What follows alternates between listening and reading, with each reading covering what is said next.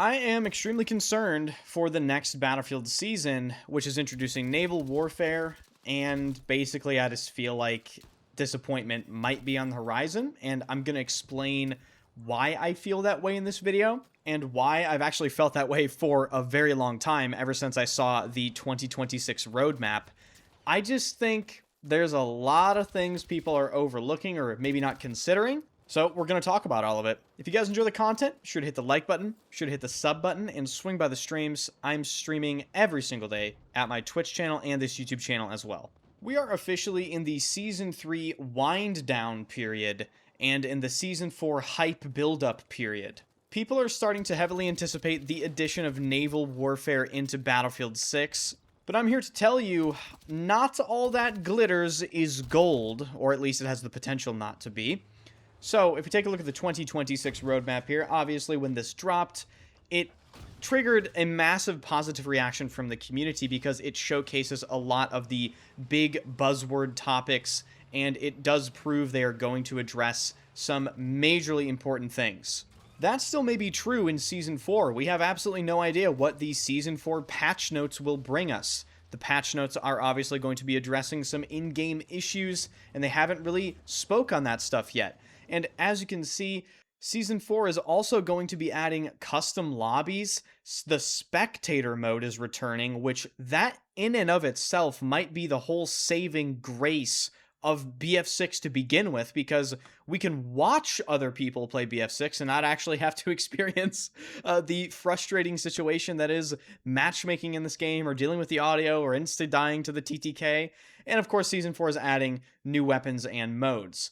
But the maps are what I'm worried for, and the maps, ladies and gentlemen, just happen to be the largest pieces of content present in a new season. It's basically the entire reason why people are excited for Season 4. They're reintroducing naval warfare into Battlefield. First off, with Suru Reef, this map is going to be larger than Galmud Railway, and the return of Wake Island will happen soon after that. Wake Island obviously having a long-standing history in the Battlefield franchise, and it is a fan-favorite map. Now, you might say, well, Enders, why are you so worried about Season 4? Like, they're making the maps big. Like, Suru Reef is going to be fucking gigantic. Isn't big maps one of the main reasons to play Battlefield? Like, didn't the player base want there to be larger maps for the longest time?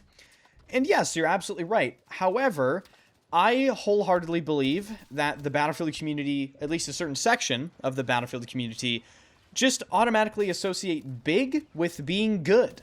And that's ludicrous. So I think there is a pretty decent potential that Suru Reef is just a running simulator that isn't very enjoyable to play. And then when it comes to Wake Island, I also wholeheartedly believe that there are just better naval maps to select from the previous Battlefield titles. I think Paracel Storm is better than Wake Island. I think Nansha Strike is probably better than Wake Island. And I also think Operation Mortar from Battlefield 4 is probably better than Wake Island. But map selection aside, we still haven't touched on what makes naval maps fun to play for many, many people. In my experience playing naval maps a ton in Battlefield 4, the vehicle gameplay is the key for these naval maps to be fun.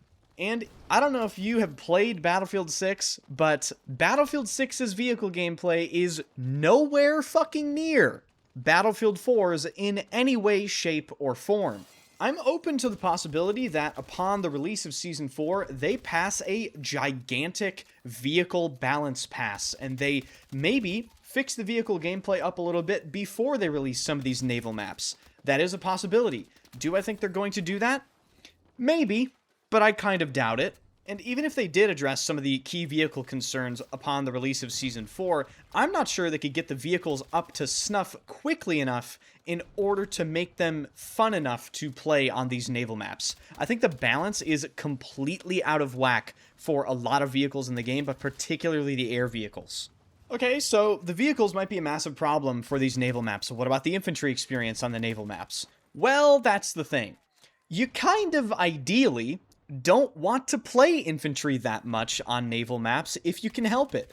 Now, obviously, this is really heavily dependent on the map layout and the point layout on these maps. Maybe the map design is a little better than I think it will be. But from my personal experience playing naval maps in Battlefield 4, I kind of just viewed infantry players as little bugs running around the map for vehicle players to farm and kill.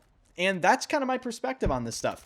You want to be in the attack boats. You want to be in the jets. You want to be in the tanks. You do not want to be crossing open water as an infantry, or hold up in a coastal building waiting for an attack boat to lay siege to you.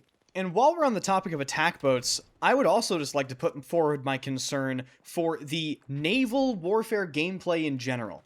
Have any of you played RedSec? Okay, well, everyone's going to type no. But I've played RedSec. There are rib boats in RedSec.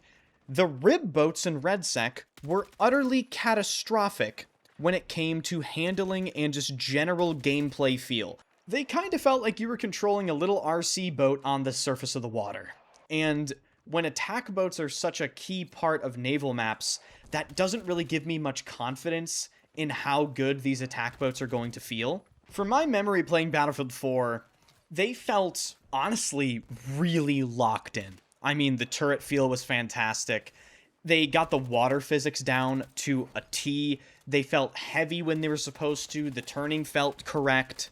And the acceleration took quite a bit of time, and you really didn't want to get the attack boat in any position where you were stationary for too long, because they were extremely vulnerable. But if you got good enough in the attack boats, you can learn the routes around the map, and you can learn the great ways to approach areas, and there was a decent skill gap in using them. But again, when taking a look at Battlefield 6's vehicle design and gameplay, they've dumbed down these vehicles a lot, and I think they're going to do the same thing with the attack boats. I think they're probably going to want them to survive less. I think they're going to design the attack boats much like they designed the helicopters. I think they're going to be made of fucking paper. I think DICE doesn't want you to go on large kill streaks, even if you deserve to, because you're playing very well. So, just to summarize everything, Season 4, I think it unfortunately might have potential to be the biggest disappointment of a season so far. I am very worried for the maps. I am very worried for the brand new vehicles. But I am leaving the door open to be pleasantly surprised if the Season 4 update drops and I read the patch notes and they start addressing a lot of vehicle concerns, and maybe we played the map on the first day and it isn't as bad as I thought, then fair enough. But, you know, at this point in time, I've been around the block when it comes to Battlefield updates. I've seen a thing or two, and I have to be honest, as soon as the 2026 roadmap dropped, I was immediately concerned for Season 4. This is just the first time that I've really brought up my thoughts on it. So be sure to let me know your thoughts on this as well.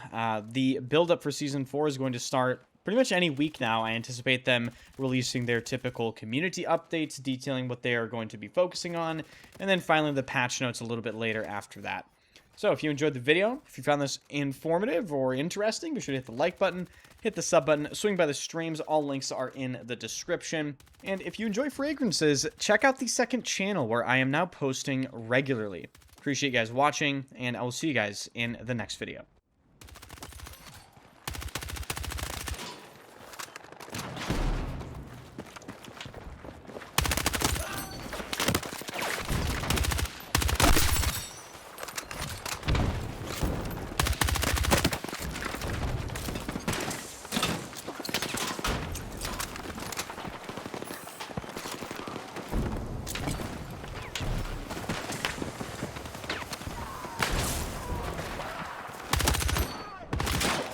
Yay!